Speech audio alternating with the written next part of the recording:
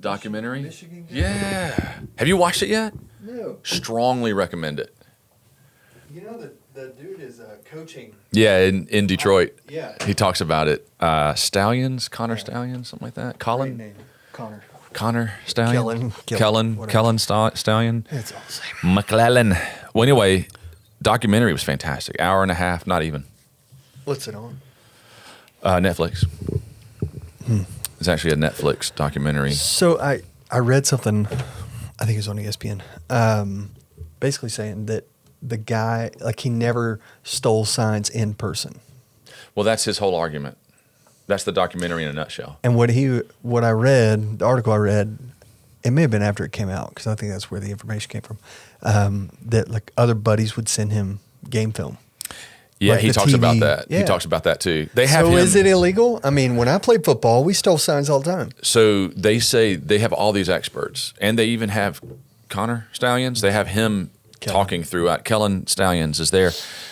And It's a great last name. It really is. One of the guys they have there says, let's just be really clear, it is not illegal to steal signs. It's part of the game. It is truly part of the game.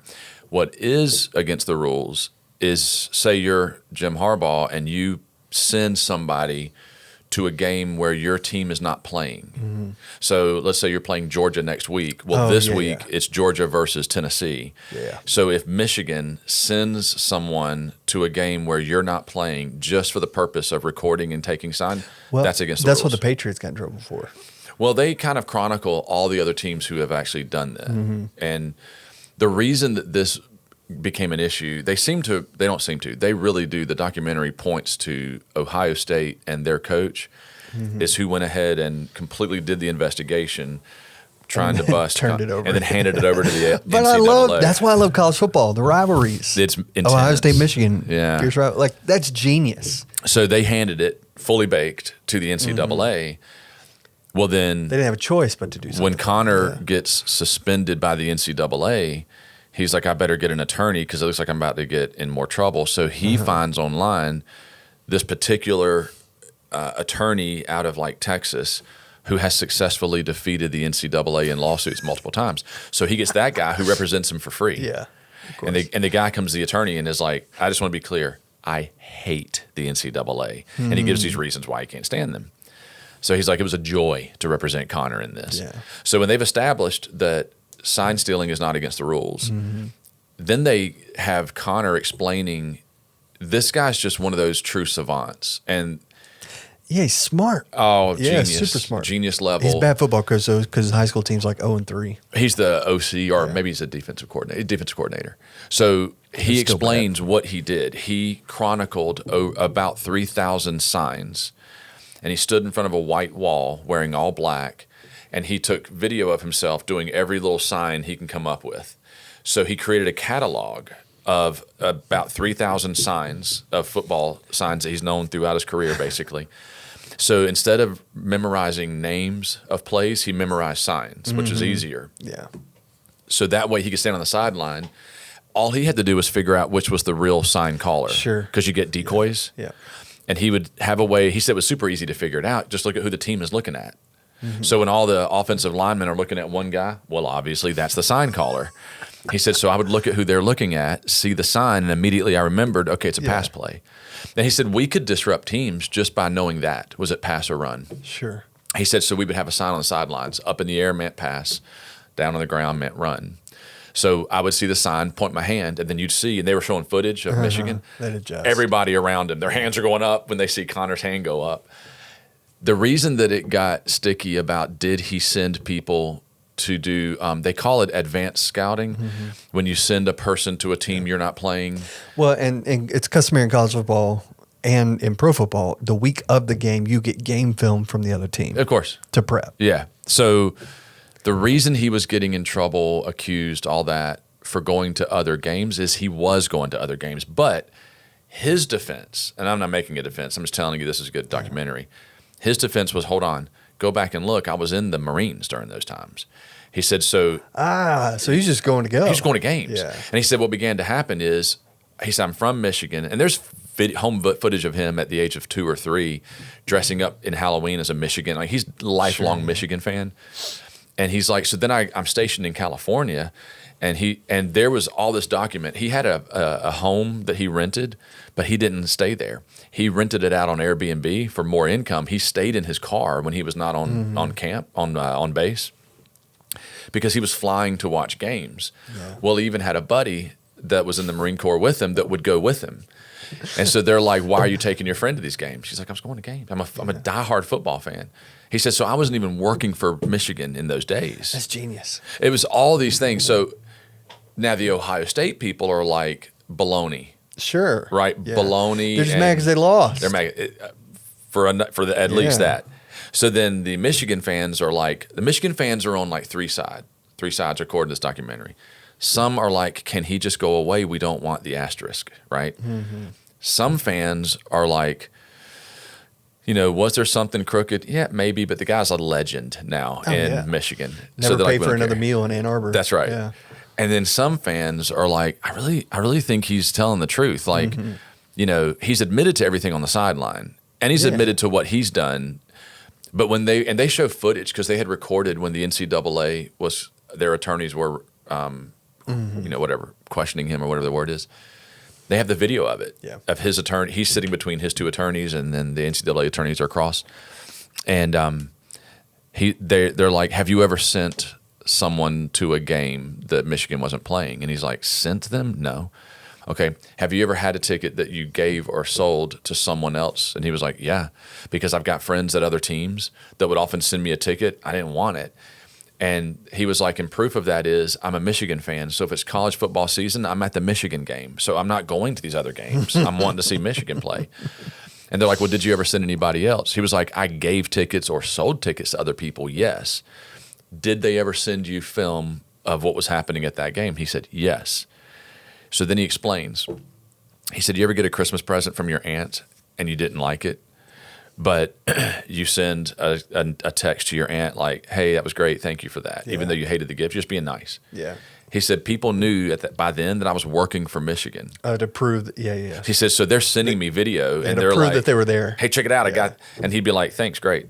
Yeah. And so he was saying thanks. He's like, he said the honest truth was the games they were sending me of like sideline, he said, I already had them. Sure. I already had their signs. So they were sending me stuff that I already had. He's like, and I've got this 3,000 picture document. It's a Google file to prove I made that document a year before these people are sending me these videos. He said, so I already had, did they send it to me? Yes, but I already had the signs.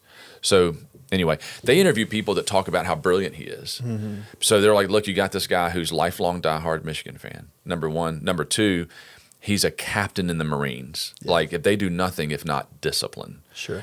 And then number three, he's just truly brilliant. It all adds up. Like it really does add up. And I mean, I'm in the camp. I think the guy's a legend. Like I think it's awesome. I really do, because I'm with you. Like I'm not convinced it was sign stealing. Yeah. Here's how we did baseball, especially because I primarily play baseball. When you know another team's signs, especially a pitch. Yes. Yeah. That's part of the game. That's part of the game. Like it's mental, right? And so, I'm a big Braves fan. I grew up, watching the Braves, and it was during the Greg Maddux, Tom Glavine, John Smoltz era. Yeah. Well, Eddie Perez was Glavine's catcher for the latter part of his career after even part of the Javi Lopez years. So Eddie Perez tells a story about Greg Maddux. He was pitching, threw a pitch that he knew was tipped off, okay? And this is how the mind game. So Maddux came up with a system. Instead of Eddie Perez, putting fingers down, whatever, because whoever's on second base could see it, right? And then tip off the batter. He would use his glove. So if after he threw a pitch, he was saying he'd call his own game. After he threw a pitch, if he put his glove to his face, that was a fastball. If he wiped his arm, like wiped the sweat off his hand, wiped his arm, it was a curveball. So he's letting the catcher know. Letting the catcher know what he's doing, but nobody else picked up on it. Right, that's smart. Just genius. Yeah. The amount of mental, it's a mental game just as much as it is physical. So I'll go even one further. I'm a NASCAR fan. Yeah. cheating is literally part of NASCAR. I mean, like, you're not winning if you're not cheating. If you're not cheating, you're not trying. That's the phrase. Yeah. And when someone gets lock, stock, and barrel busted cheating in NASCAR, the fans are like, "Oh man, they caught him!" Like nobody's even like offended. We're just like, "Oh." So when everyone says, "Well, Jimmy Johnson had Chad Knaus and he was the most prolific cheater in NASCAR," we're like, "Yeah. That's why he was so good." You know. Man. So NASCAR and cheating in sport. It's a shame that the word cheating is what's used. Sure. You know what I mean? Because it has the connotation of like against the rules. Yeah. Obviously, it's cheating. Competitive advantage. That's the word they kept using was like, we're trying to get a competitive advantage in the documentary. But every team does it. And he makes that point. By the way, one of the 5 schools that they say have been caught doing the same thing, one was Clemson. Yeah, absolutely. Yeah. Well, so now this year, the NCAA approved an in-helmet communication. That's what they said, yeah. And so now, like you see it done away with. And I loved college football. Like I go to Clemson games or whatever. And on the sidelines, you just see all these just random images. These cards, I've seen those. These big, massive cards that they're just holding up. And teams would troll each other with those cards, Hilarious. but it was certain plays. It's just, that's fun to me. I love that, yeah. Like, that's what makes it a game. Yeah. And that's, I mean, I get on a soapbox about this, but like we've made college athletics and athletics in general, like even down to kids, so serious. Mm-hmm. It's a game. Yeah, yeah. Like life is serious. Yeah. Let them play. Let them have a competitive advantage. Mm-hmm. I mean, well, you know, I grew up doing different martial arts, MMA. I mean, I was doing MMA before it was called MMA. Mm-hmm. And I mean, I was in junior high doing tournaments around the country, certainly high school, college, after college. I mean, Amy and I were married. I was still competing. And not only is like winning part of the game, but so is losing. Sure. But in the MMA world and in the martial arts world, when you lose, there was never disrespect about it. Like, in fact, we would have it where I can think of every tournament I was ever in, if I won a match or lost a match, whoever won would immediately pair up with the one that lost to show that move, and this is what you did wrong. Yeah. There was such a high sportsmanship in it, you know? I mean, it's when you get to these like kids' soccer games when parents are coming to blows. Yeah, that's the problem. And it's like, golly. Man, I umpired baseball for a little bit. You know, when I was late high school, early college. Did some like little league type stuff. It wasn't the kids. It was always the parents. Oh, man. Always Awful. The parents. And like my dad umpired. He said the same thing. And my dad did high school and baseball and softball. And man, he would say often, it's like, I had to eject these parents whom I knew. Oh my goodness. Like, you know, like he knew these parents and they can't help themselves. Yeah. Shelby and I've had that discussion quite often. Like we have a rule, you know, you get one extracurricular activity at a time, you know, just number one, so we're not so spread out that we never see each other as a family. Sure. But number two, like just to keep your focus on one thing, and that way you don't become so, because these kids are playing sports, they get so tired, they're already at school all day, then they're playing, and it just doesn't set the kid up for success, and then the parents are trying to overcompensate to take up for the kid, and it's a mess. Yeah.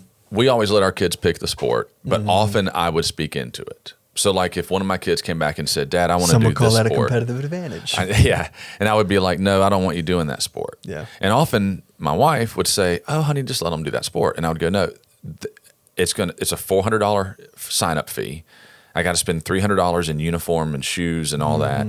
And then it's traveling all over the state of Georgia, for example, to get to these games. When I know that kid's not going to like it, nor will they be successful at it. Yeah. So they're doing a great job in this other sport. Let's keep them where they are. And usually the kid would come around and say, okay, had one funny example, and then we got to get to the Bible. Yeah. Her senior year of high school, my daughter comes to me and says, Dad, I really want to do tennis this year. And I was like, whoa, hang on. You've never done tennis. You've done golf for years. You've done cheer for years. Second semester of your senior year, you want me to sign you up for tennis? Like you're going to get slaughtered. Yeah. And she's like, Dad, I really want to do tennis this year. And I was like, baby, it's a $300 sport fee. And I go through the whole thing.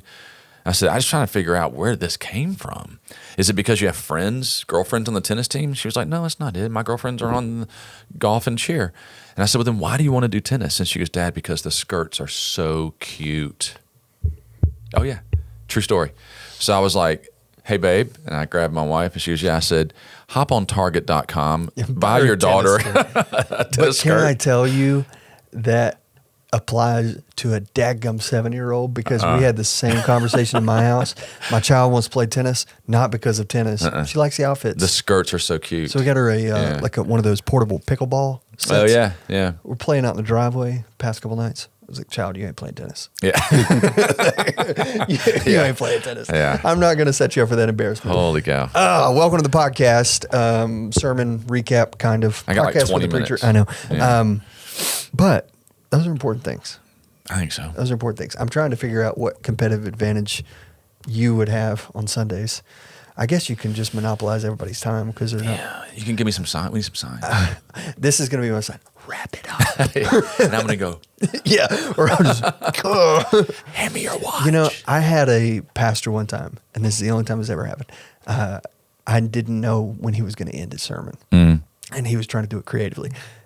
So what he wanted was a song at the end, not like an invitation song, but a song that applied to the message. So this is the first church I ever served in North Augusta, South Carolina. I'm backstage. This sanctuary is literally round and the pulpit's in the middle. So the backstage area, hallway, like you can't see anything. So he's like surrounded? Well, like 3/4 of it's congregation, the other part's choir, stage, that kind of stuff. Yeah. But the whole point of it was like they wanted the pulpit in the center of the room.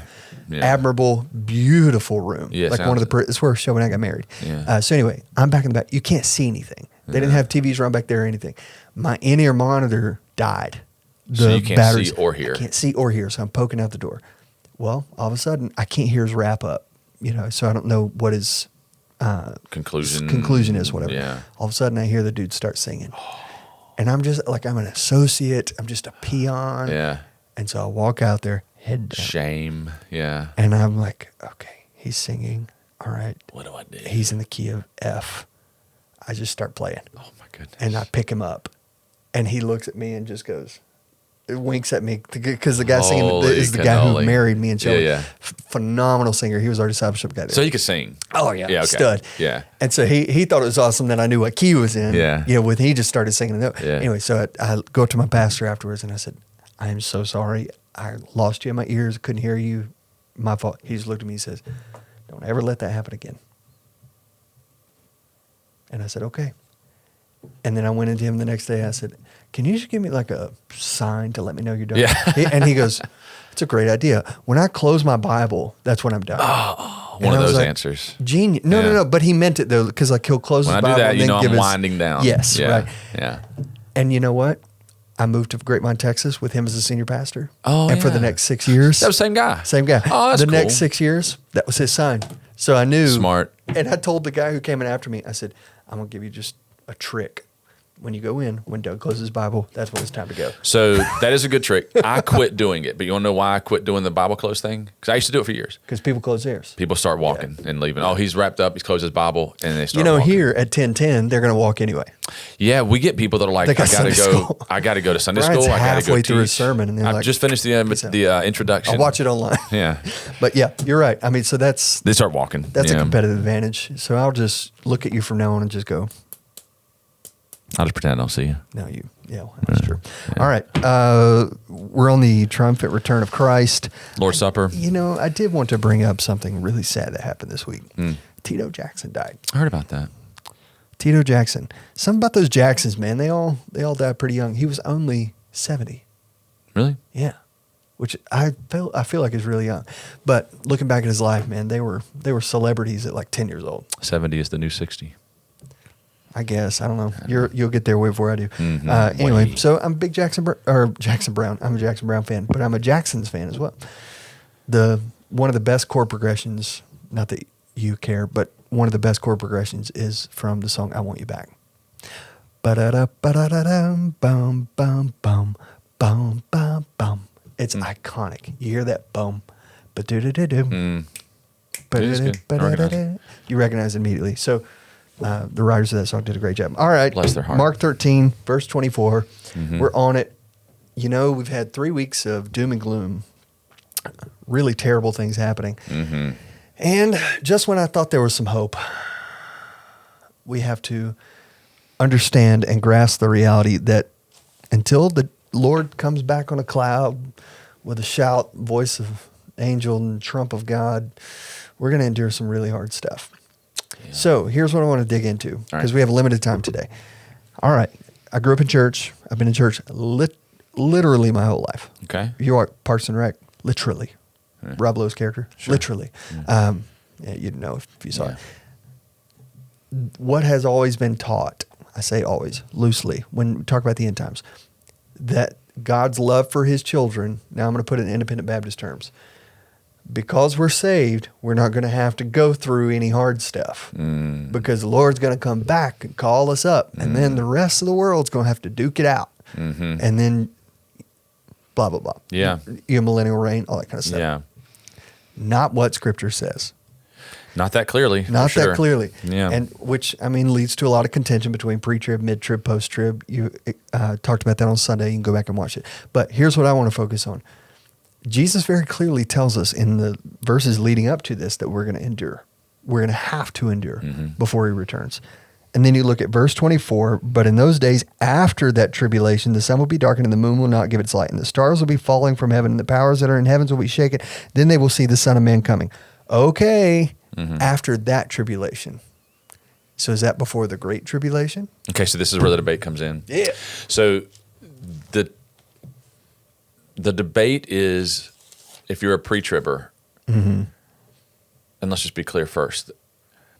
When I say the debate, I don't mean by average person in the pew who doesn't know how to debate it. These are theological scholars. I'm talking about theologians who we all would respect, right? Those who are pre-trib, and there are some strong pre-tribbers. I mean, Charles Ryrie was pre-trib. Current day John MacArthur, pre-trib. Walvoord, pre-trib. These are great theologians. Those who reject pre-trib, John Piper, pretty smart dude. R.C. Sproul. Sproul, MacArthur, opposite sides of this conversation, but on the same side of Calvinism, predestination. Well, and I would also election, add, especially about MacArthur and Sproul, they were like best friends. Yeah. I mean, they were extremely good friends. Presbyterian and Baptist. Yeah, and they were, I mean, I've seen tons of videos of the two of them answering difficult questions, and they just were really good friends on two different sides of this. So I think that needs to be pointed out. People who are ardently pre-trib don't need to have any anger or animosity towards those who are not, and vice versa. I mean, that's why I kind of made the joke in one of the services Sunday that these people will be in eternity to argue it out, you know, forever, right? I mean, it's kind of a joke. Like if they're in eternity, they won't be arguing about it. But the point is, they're all going to heaven. Sure. So what the non-pre-trib people have going for them is there is no verse saying Christians will not suffer the tribulation. Now, for those who would say, well, there's tribulation and then there's the great tribulation. Well, really what Jesus is talking about in this Olivet discourse is really referring to the tribulation, you know. So, because that's why he's talking about end times. That's why he's quoting from Daniel about the day of the Lord. That's why he's quoting from all these different, I mean, so much of what I talked about, you know, you all here on Sundays, you hear me preach for 40, 45 minutes about this passage. I've been spending 8 to 12 hours a week on it. Well, you should see what gets edited out, you know, and so much of what Jesus said is directly from the Old Testament in this passage. I mean, his Olivet Discourse. Yep. You can see the influence. So the one passage from the Bible where the rapture concept comes from is 1 Thessalonians 4, verses 13 to 18. And I gave verses 17 and 18 Sunday in the message about Jesus will return with the things you just said, a shout, the voice of the archangel, and the trump of God. The dead in Christ will rise first. They'll be caught up in the air. Did I ever tell you one of the times I got saved as a teenager? Like there was a period where I was just making sure. My preacher growing up had one of the guys in the orchestra, trumpet player, in the very back corner of this auditorium, 4,500 seats, massive. And he was preaching on the rapture. And just randomly, hundreds got saved. Oh, yeah. Hundreds. And I remember sitting in that pew as a teenager, like, yeah. You know, and this is also the church, like we did the Judgment House. Oh, yeah. Like, I remember that. You know, all those kind of things. Of that, ours is called Death's Door. So, anyway, situation, back to what you were saying. But so I thought it was funny. That's where, that passage is where the rapture concept comes from. Yeah. Where the people have, those who are pre-trib, where they get their concept of the rapture will happen before the tribulation is verses that say things like, will not endure the wrath, will not endure the wrath. Pre-tribbers will say, see, that's the point. So we're not going to have to go through this wrath of God that is synonymous with the tribulation, synonymous with the day of the Lord. Those who are not pre-tribbers are going to go, yeah, but that also could be referring to hell, right? So that's why I said a minute ago, it's not stated that clearly. Now, what is stated clearly, just to kind of pull from Sproul and Piper, is how many times we see in the Bible that Christians are told we're going to have to endure suffering. We're going to have to endure, persevere. It's so frequent, it's like almost not even worth doing. Well, and that begs a question that has been circling in my mind. The wrath of God was put on Jesus on the cross to pay for our sins, which is why we have salvation by grace through faith through Jesus. But this corporate wrath of God is also a consequence of global sin. Global sin, yeah. Right? It's not that it's individualized. Like Jesus bore our individual wrath on the cross, right? The punishment, what does Romans say? The wages of sin is death, right? So he bore that wrath for us on the cross for our individual salvation. The wrath of God poured out on mankind because of the consequences of the fall of man. Those are two different things, right? And so that's my point. It's like that's where I think this argument kind of gets real vague or real gray. Is that you have people on both sides? Okay, well, what are you referring to?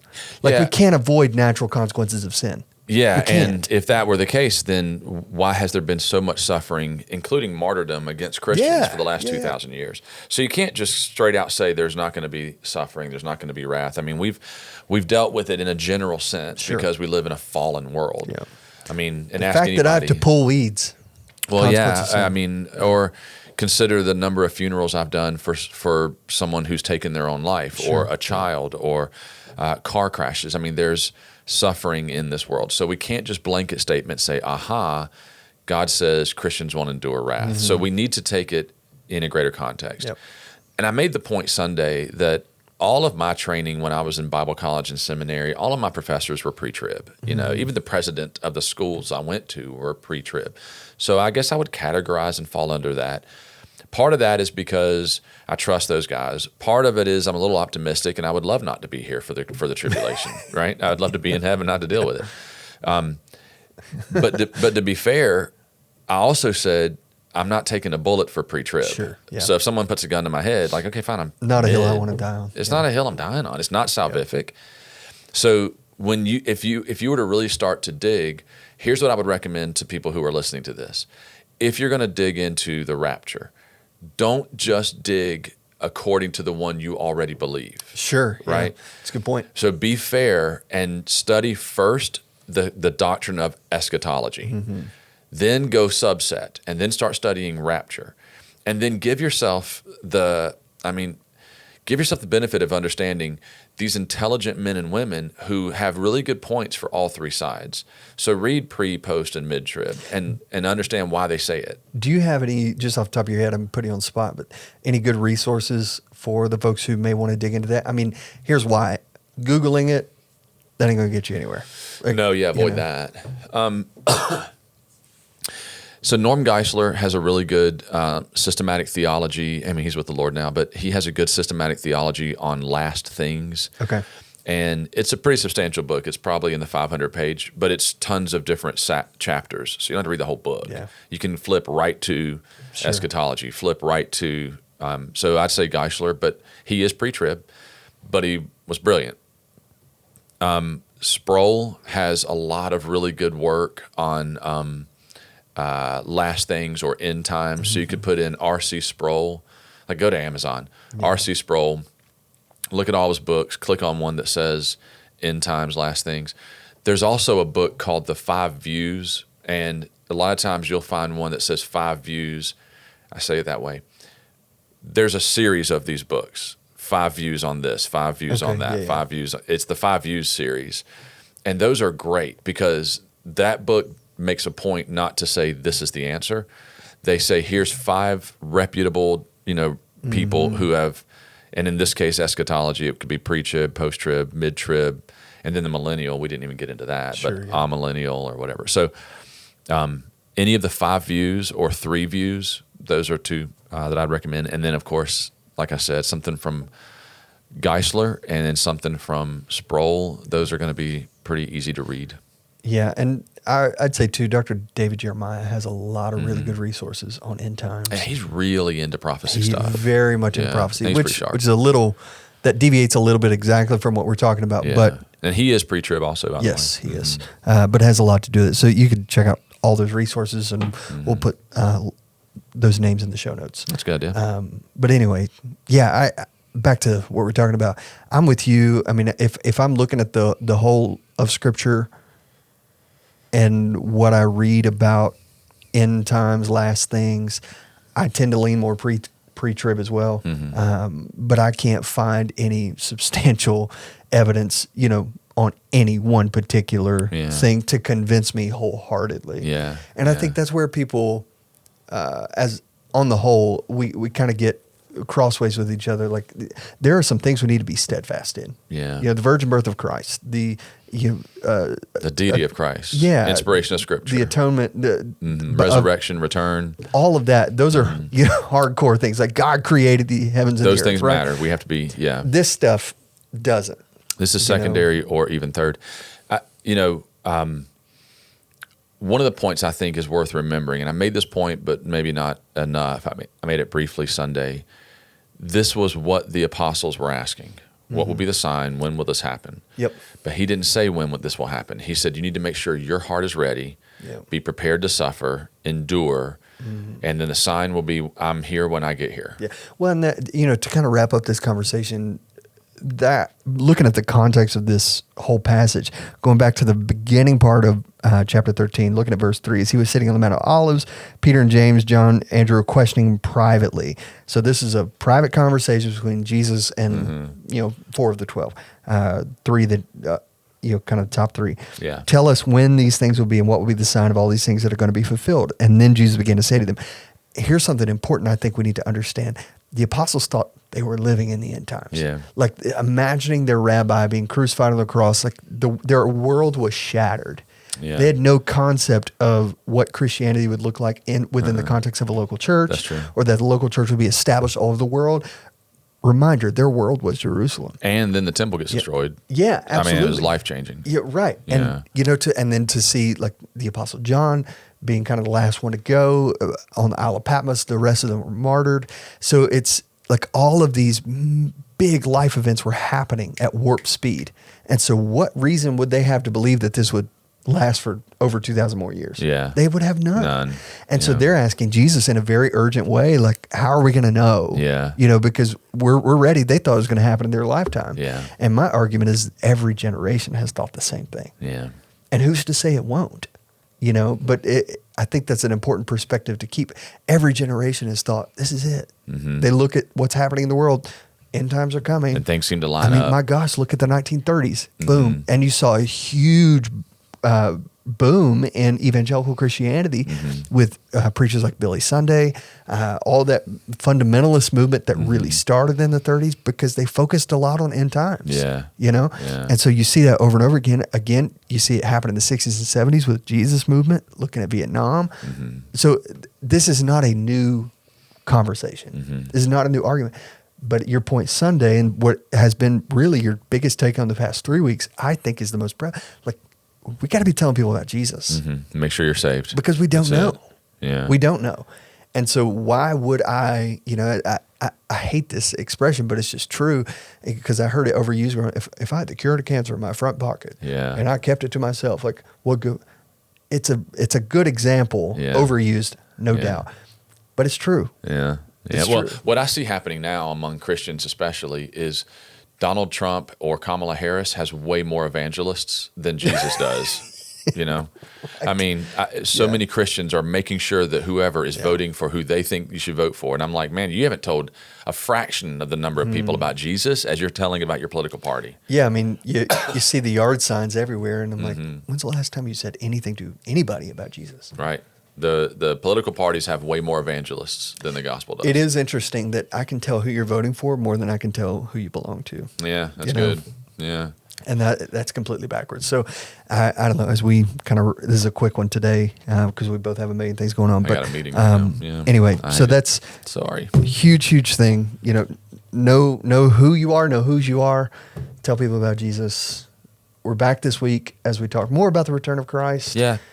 So easier. It gets easier, friends. Yeah. It gets easier. Hang on. We're almost to Mark 14. Exactly. You can go back to inviting your friends now. Right. All right. Thanks so much for being here. Don't forget, a couple things coming up real quick. October the 13th, Special Needs Sunday. You're going to want to mark that on your calendar. We have a huge special needs fundraiser that night at 6 p.m. There's dinner at 5. You can get your tickets at churchonmain.net. It's right there on the homepage. Or see Jeff Jansma here at the church. Car show coming up at the end of September. That's right. Holy Smokes Car Show, September 28th from 9 to 2 p.m. So want to see it, all those. If you need more information, call the church office, go to the website. Everything's there, but we'd be happy to answer any questions for you. Pastor, Thank you. Thank you. Good to see you. Bye.